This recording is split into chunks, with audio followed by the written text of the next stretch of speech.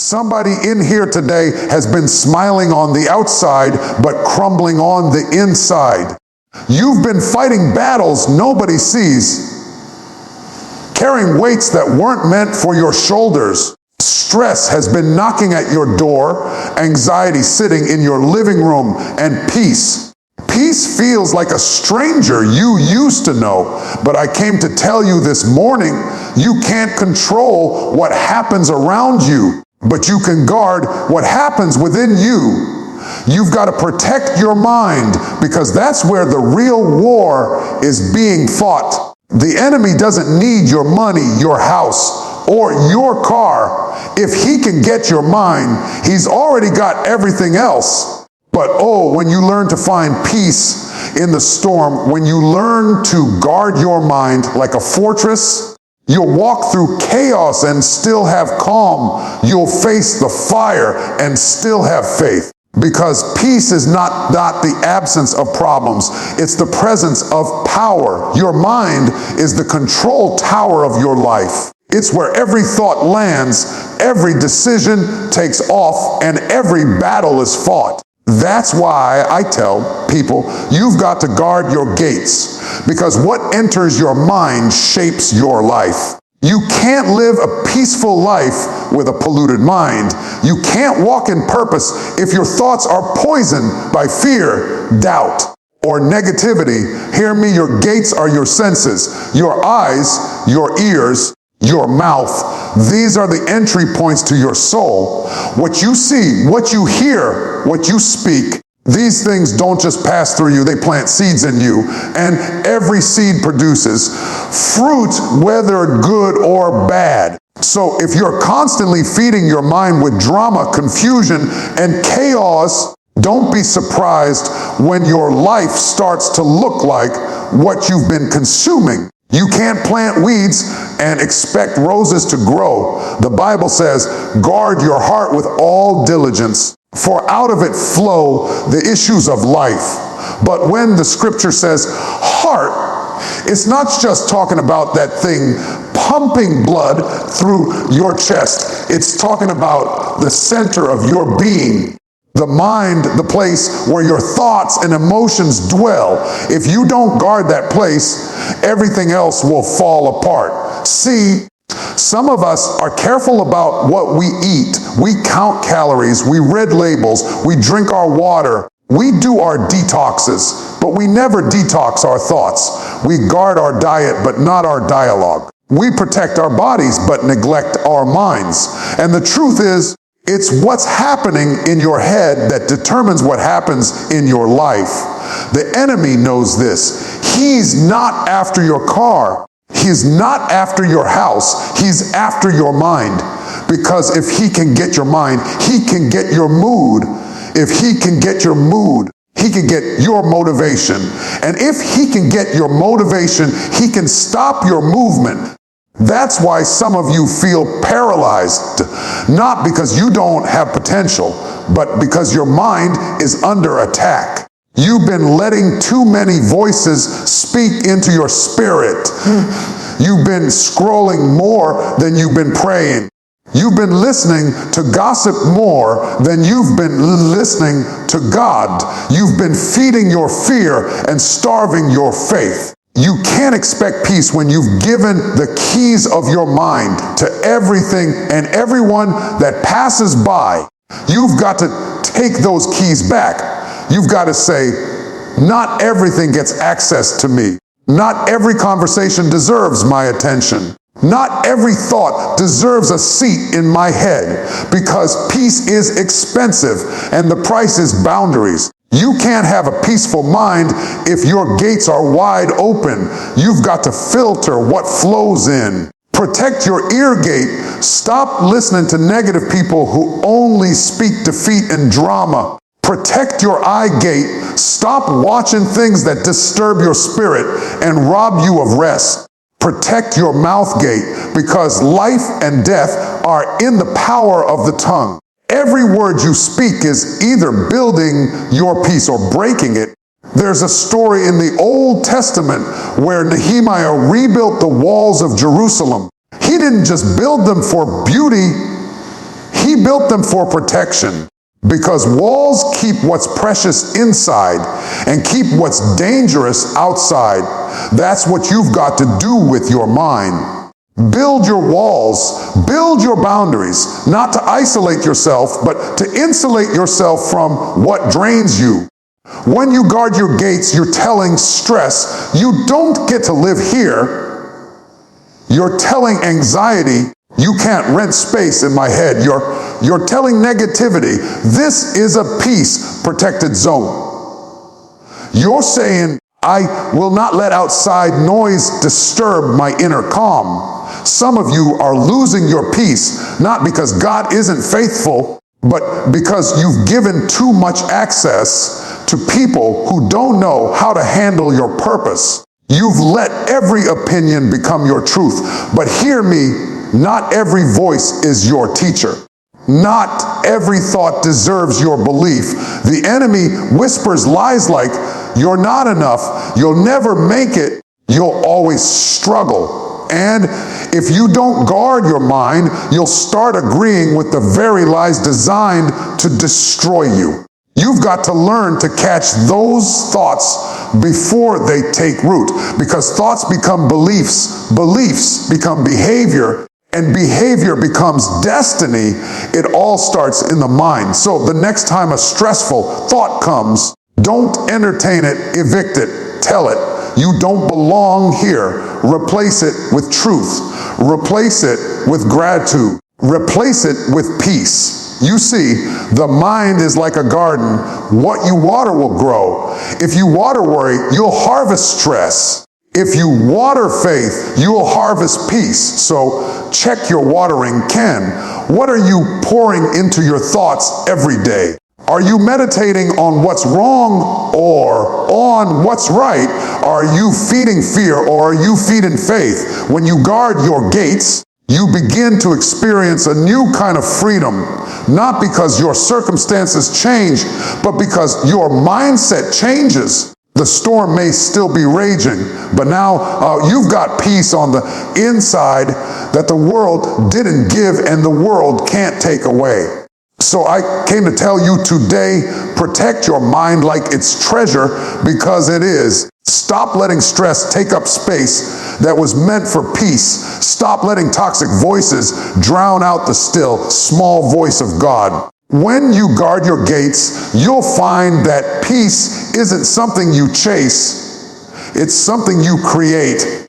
It's something you choose. And when you choose peace, you start walking differently. You speak differently. You respond differently. You stop reacting to every storm because you realize you've got a Savior who sleeps through storms. You stop losing your mind over small things because you've learned to protect your peace. So guard your gates. Guard your heart. Guard your thoughts, because your mind is not a playground for fear. It's a temple for peace. And when you protect your mind, you protect your destiny. Peace is a decision before it's a feeling. You can't always wait until life feels calm to choose calm. You can't wait until everything around you makes sense before you decide to rest in your soul. Because if peace depended on perfect conditions, nobody would ever have it. Peace is not found in the absence of trouble. It's found in the presence of trust. See, too many people are waiting for their circumstances to cooperate before they allow themselves to breathe. They say, when my bills are paid, I'll have peace. When my family gets along, I'll have peace. When I get the promotion, when the pain goes away, when life slows down, then I'll have peace. But peace doesn't wait for everything to line up. Peace is something you carry into the storm, not something you find after it's over. The truth is, peace begins as a choice, a conscious decision to say, I refuse to let this situation control my spirit. You can't always stop the storm, but you can decide not to let it live in you. You can't always silence the chaos around you, But you can choose not to let that chaos take residence in your mind. That's why the Bible says, let the peace of God rule in your hearts. The word let means you have a choice. You have to allow peace to rule. Peace doesn't force its way in, you have to open the door. Sometimes you've got to decide, even when your emotions are screaming, I will not lose my peace. That's not denial, that's discipline, because peace is a posture. It's how you carry yourself in the middle of confusion.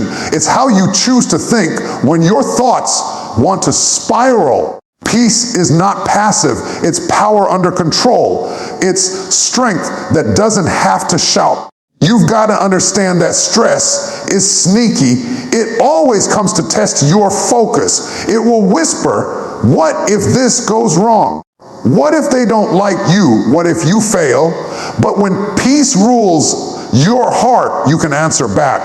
Even if it goes wrong, God is still right. Even if they walk away, I'm still standing. Even if I fail, I can rise again. Peace is not about pretending everything is okay. It's about believing that somehow everything will be okay. I remember someone once said, you can't stop the birds from flying over your head, but you can stop them from building a nest in your hair. That's what peace does. It stops the unwanted thoughts from taking root.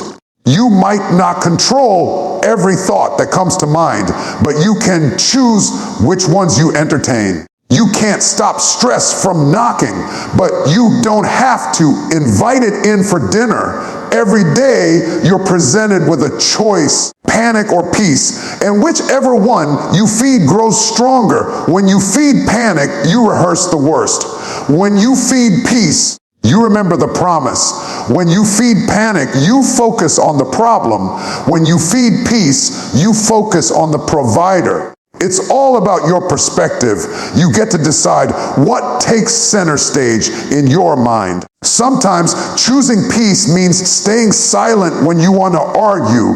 Sometimes it means walking away instead of proving your point. Sometimes it means taking a deep breath instead of firing off that text.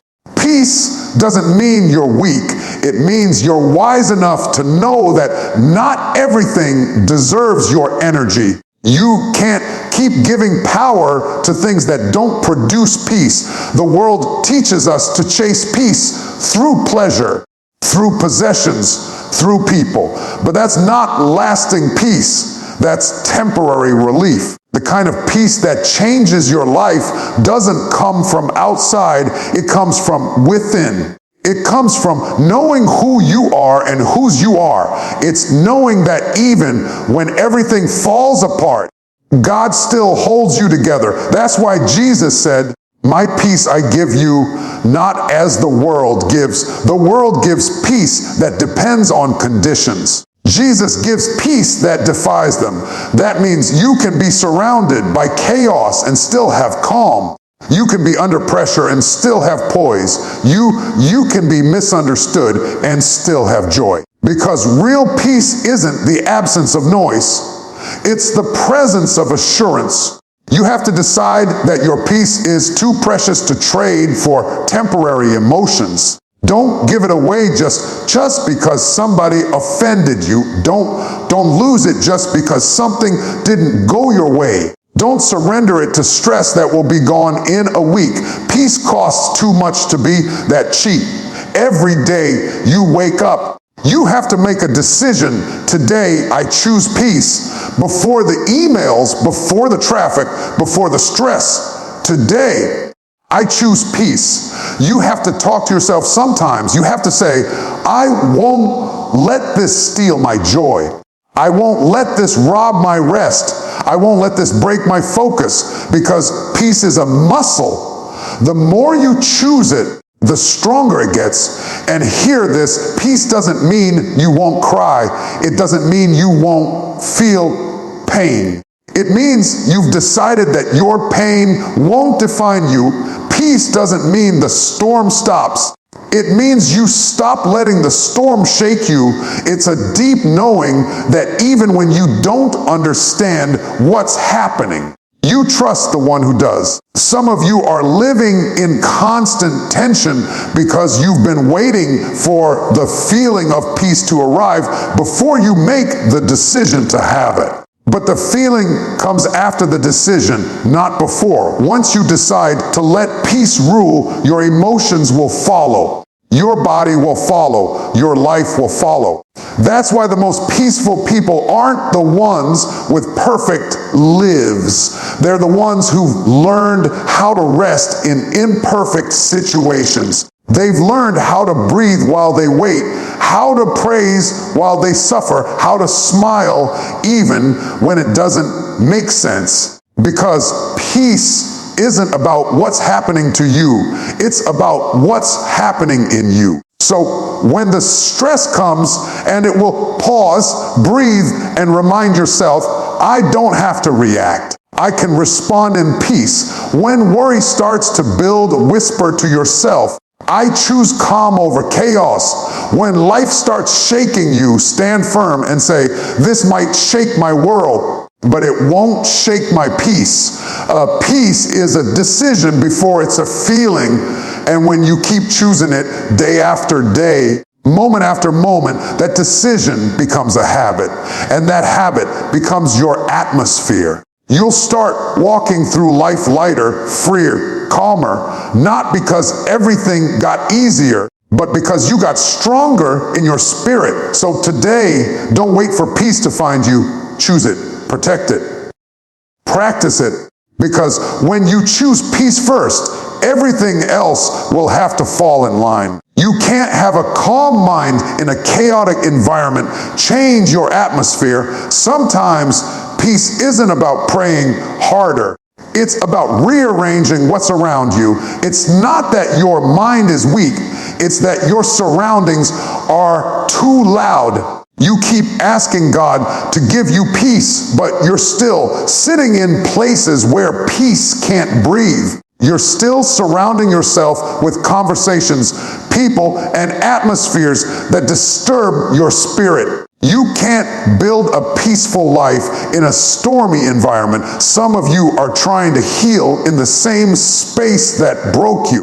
You're trying to think clearly in a room filled with noise. You're trying to rest while standing in the middle of confusion. And that's why you feel drained, not because God hasn't given you strength, but because you haven't created a space for that strength to grow. Peace requires a place, a safe atmosphere where your mind can exhale, where your spirit can settle, and where your thoughts can stop running wild. If you put a seed in dry, toxic soil, it won't matter how healthy that seed is, it will never grow right.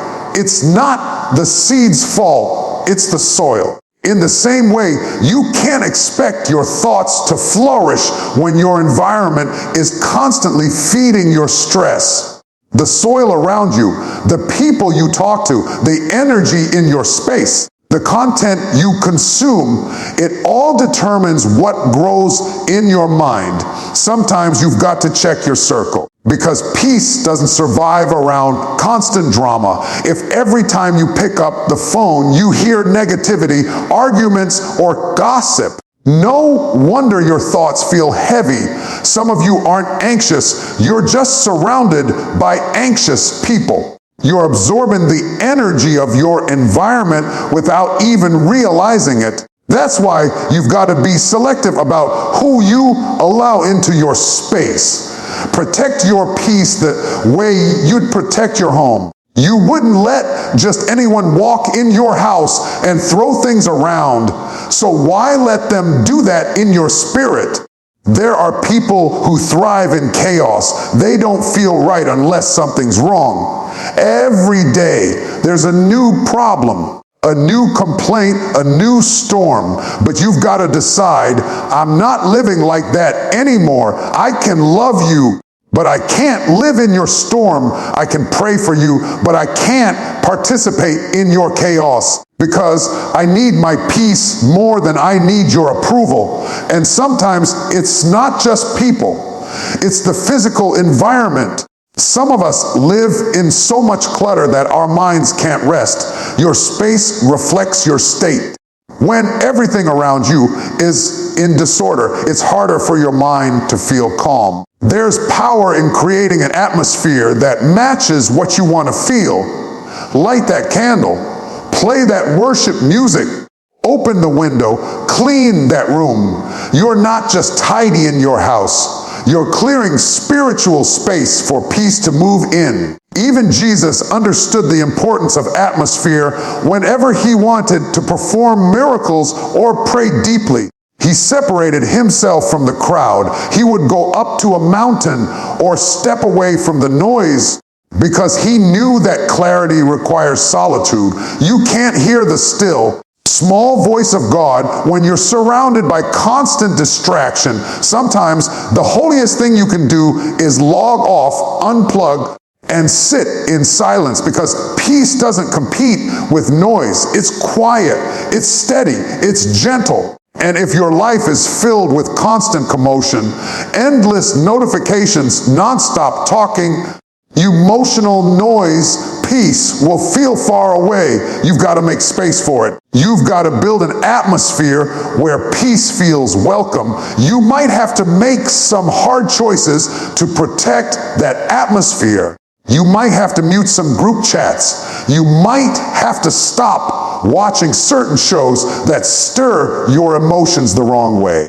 You might have to take a break from certain people who always bring tension into your space. That's not being rude, that's being responsible. You can't heal in an environment that keeps reopening your wounds. And let's talk about emotional atmosphere, the tone you allow in your home or workplace.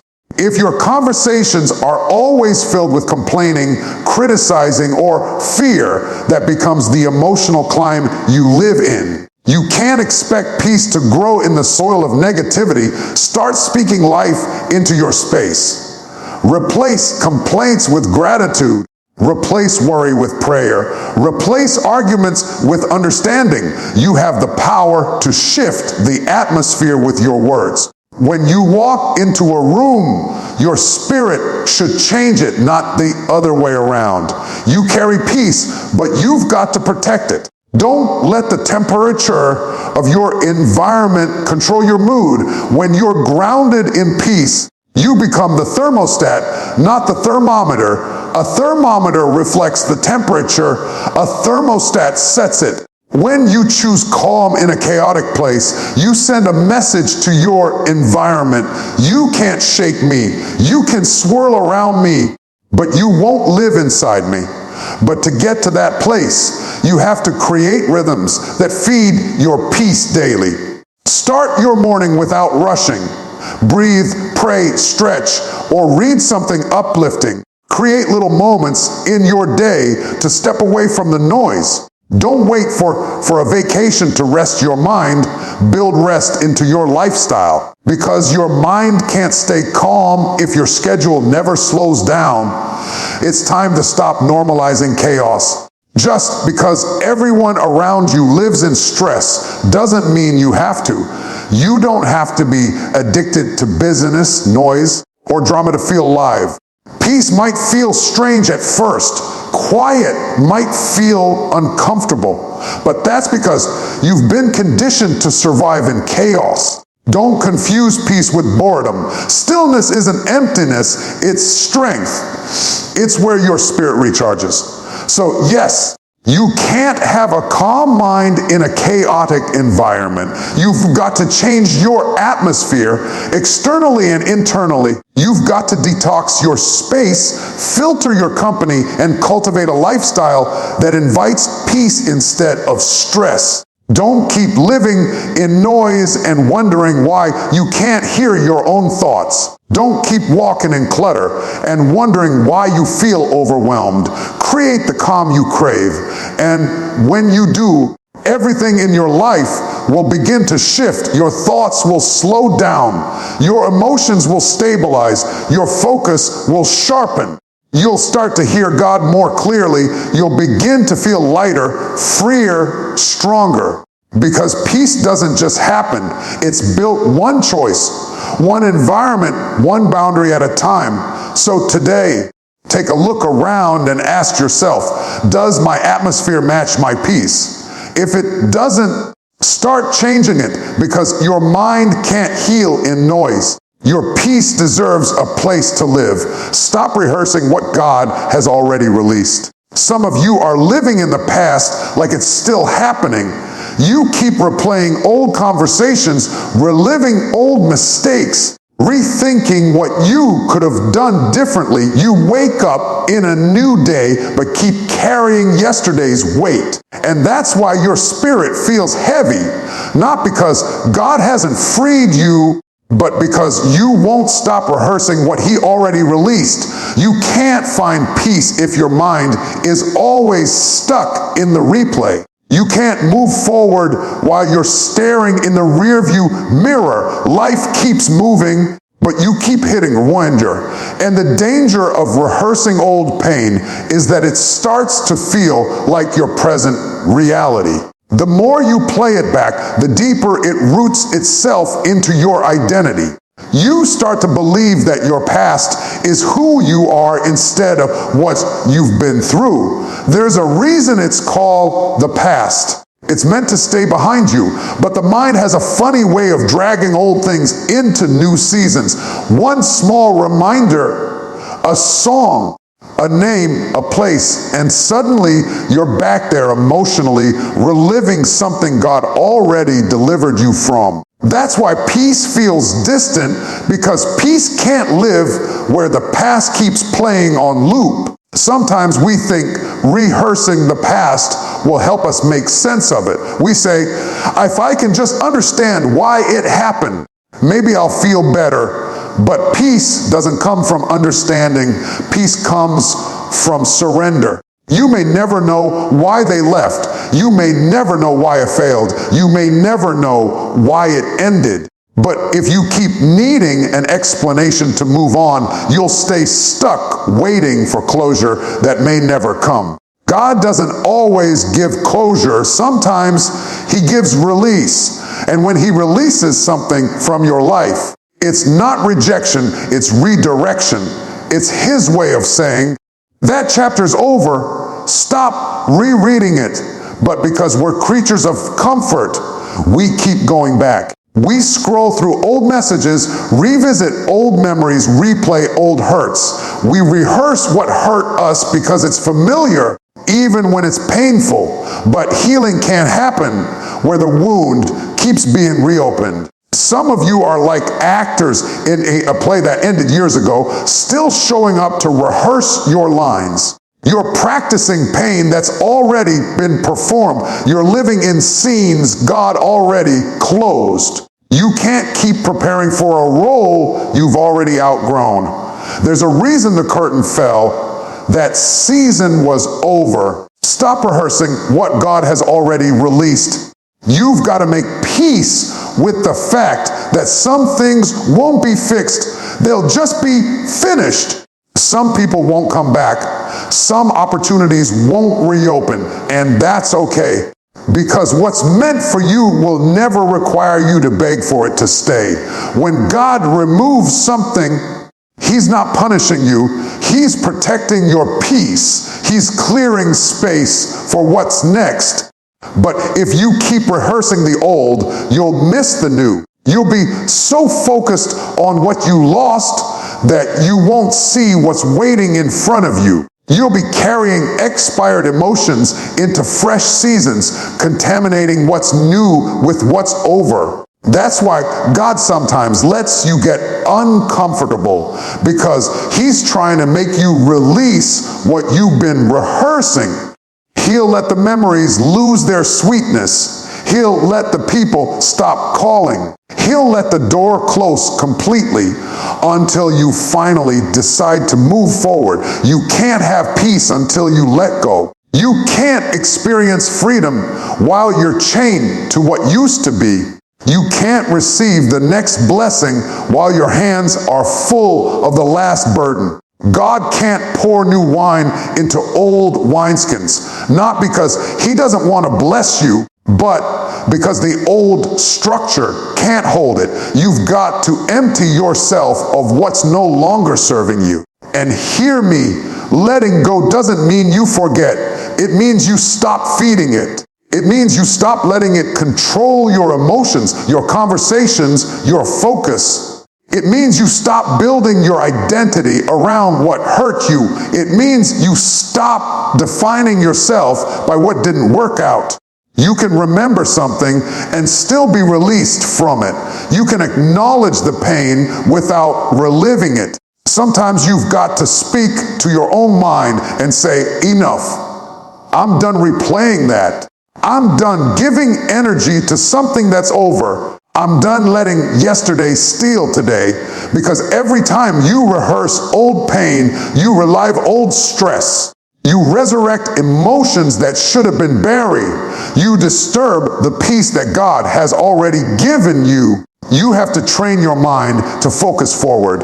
Every time the past tries to play back, shift your attention to the present. Breathe. Pray. Thank God for how far you've come. Gratitude breaks the loop of regret. You can't be grateful and resentful at the same time. When you focus on what God has done instead of what you lost, peace begins to rise again. Maybe that relationship ended, but it taught you strength. Maybe that door closed, but it led you to something greater. Maybe that failure humbled you, but it prepared you. You're not who you were when that thing happened. Stop treating yourself like you are. You've grown.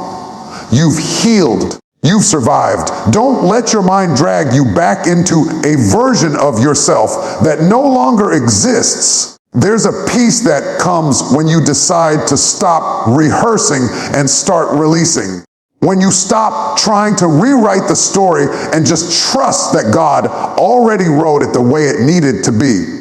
You might not like every chapter, but every chapter has a purpose. Some chapters are meant to break you so the next one can build you. Some are meant to expose you so the next one can elevate you. But you'll never reach that next level if you keep flipping back to what's done. So today, I challenge you, stop rehearsing what God has already released. Stop trying to fix what He freed you from.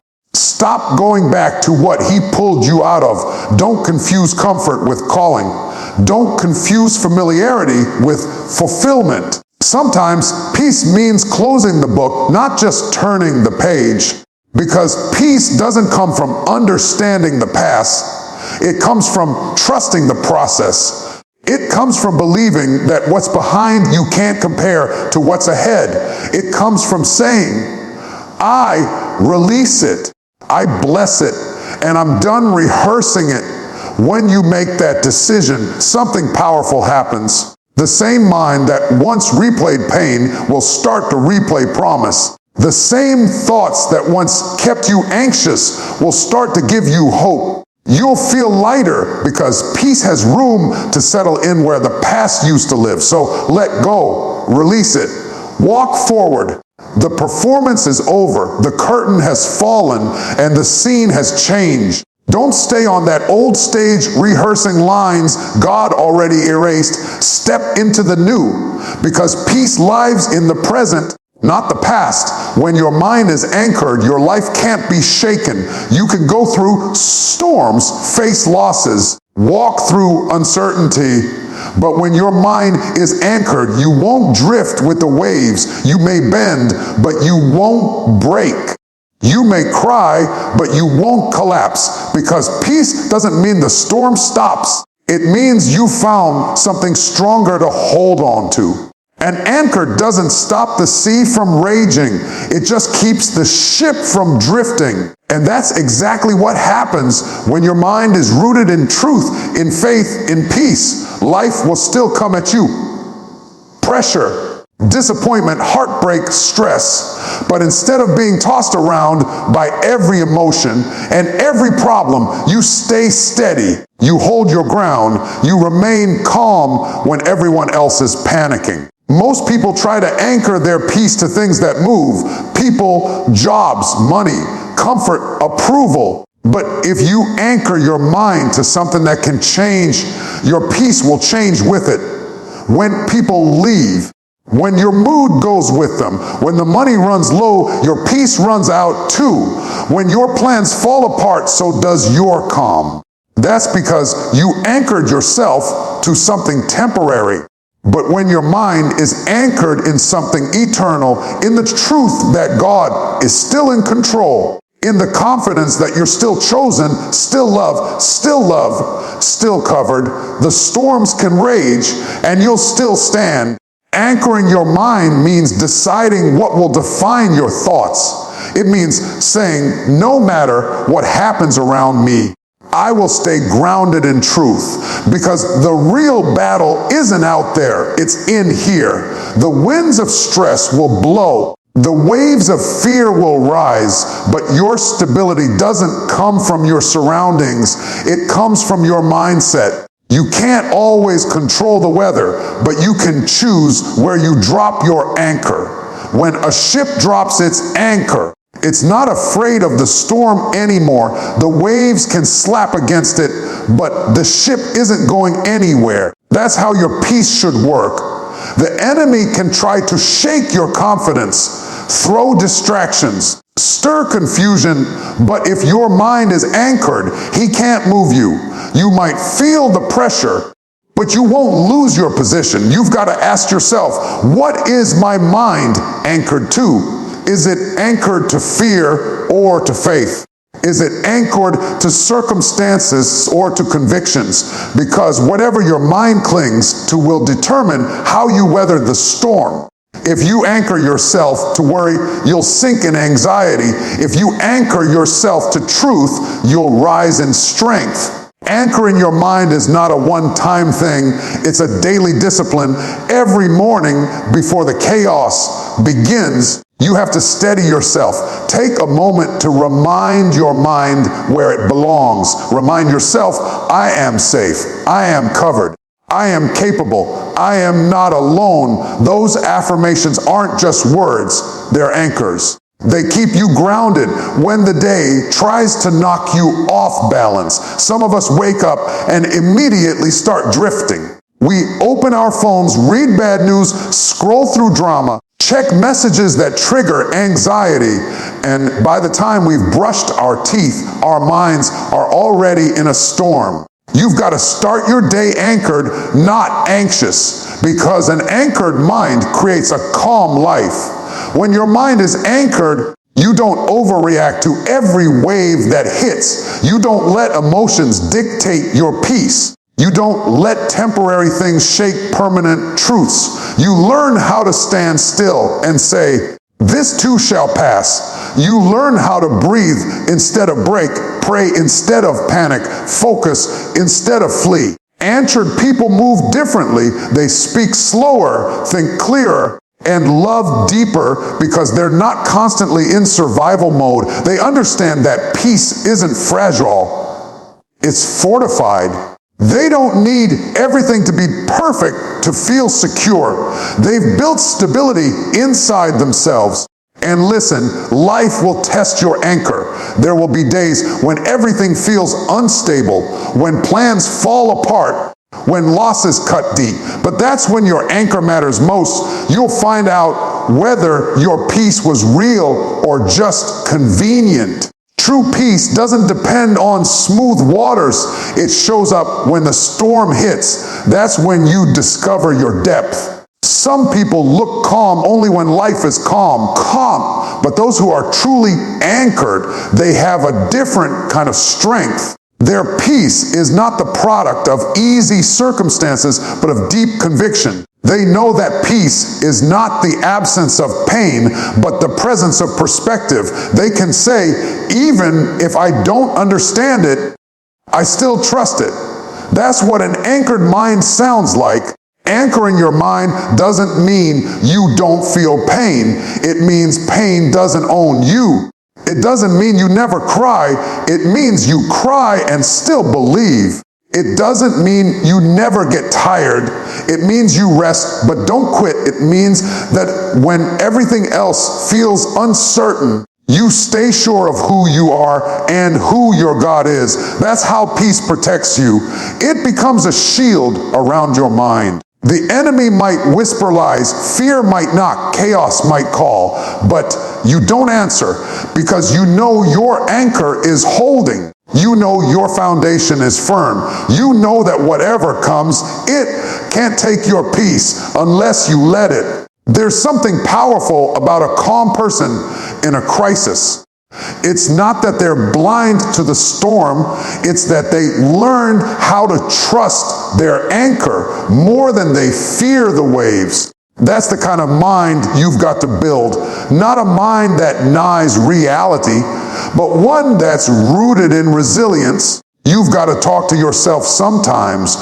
When your thoughts start spinning, say, be still. You're anchored. When anxiety rises, say, I'm grounded in peace. When life shakes you, say, my anchor holds, because words create atmosphere, and atmosphere creates stability. What you speak reinforces where your mind stays. You can't live anchored if your thoughts are always drifting. You can't be peaceful if you keep letting every wave pull you somewhere new. Decide what you believe, stand on it, and let that belief hold you steady. Maybe that belief is faith in God. Maybe it's trust in your purpose. Maybe it's the assurance that no matter what happens, you'll still be okay. But whatever it is, drop your anchor deep enough that no storm can reach it. And when you do, you'll notice something change. The waves will still move, but you won't. The wind will still blow, but you'll stay. You'll start to feel peace, not as something fragile, but as something firm. You'll move through chaos with quiet confidence. Not because life got easier, but because your anchor got stronger. So when your mind is anchored, your life can't be shaken. You'll stop reacting to every storm and start resting in the truth that you're secure. You'll stop fearing what's next and start trusting what's now. Because anchored minds don't drift, they dwell in peace. And that peace, once it settles in you, becomes unshakable. Here's a powerful conclusion to your full speech, written in the same TD.JAKES inspired preaching style, rhythmic, heartfelt, and soul-stirring, tying all 5 keynotes together. So as I close today, hear me clearly. Peace is not accidental. It's intentional. It's built, protected, and chosen every single day. You've got to guard your gates, because what gets into your mind will eventually come out in your life. Don't let every word, every worry, every whisper walk through the door of your thoughts. Some things deserve no entry. You've got to remember that peace is a decision before it's a feeling. Don't wait for calm to find you. You've got to choose it in the chaos. You've got to stand in the middle of the storm and say, I might not feel it yet, but I choose peace anyway. You've got to understand that you can't have a calm mind in a chaotic environment. You've got to change your atmosphere. Sometimes peace requires separation. Sometimes you've got to silence the noise to hear your own healing, because peace can't live where drama keeps being invited. And you must learn to stop rehearsing what God has already released. Stop replaying the pain, the loss, the failure. It's done. It's gone. It's over. You don't have to keep performing a scene that heaven already closed. God has more for you, but you can't receive what's next while holding on to what's past. And finally, anchor your mind. Anchor it in truth, in faith, in peace that passes all understanding. Because when your mind is anchored, your life can't be shaken. The winds may blow, the waters may rise, but you'll still stand. Because you're rooted in something stronger than the storm. Let me tell you something. The same God who calmed the winds and waves in the sea can calm the storm in your soul. But you've got to let him in. You've got to protect that peace like it's sacred, because it is. Peace is your power. Peace is your posture. Peace is your proof that you're walking with God. Don't let stress rob you of your strength. Don't let worry steal your worship. Don't let the world's noise drown out your divine stillness. You are not called to live in chaos. You are called to live in calm. You are not called to be restless. You are called to be rooted. So today, make a decision, a holy, deliberate, unshakable decision. I will protect my mind. I will pursue peace. I will not let the storm define me. I will let my peace guide me. Because peace isn't just a place you find, it's a person you become. And when you walk in that peace, no matter what life throws your way, you'll look back and say, it didn't break me, it built me. And when you reach that place where the waves crash, but your faith stands firm, where the world shakes, but your soul stays still, you'll finally know the power of the promise. Thou wilt keep him in perfect peace, whose mind is stayed on thee. So protect your mind from stress. Find your peace in the storm. And when you do, you won't just survive life, you'll soar through it. Amen.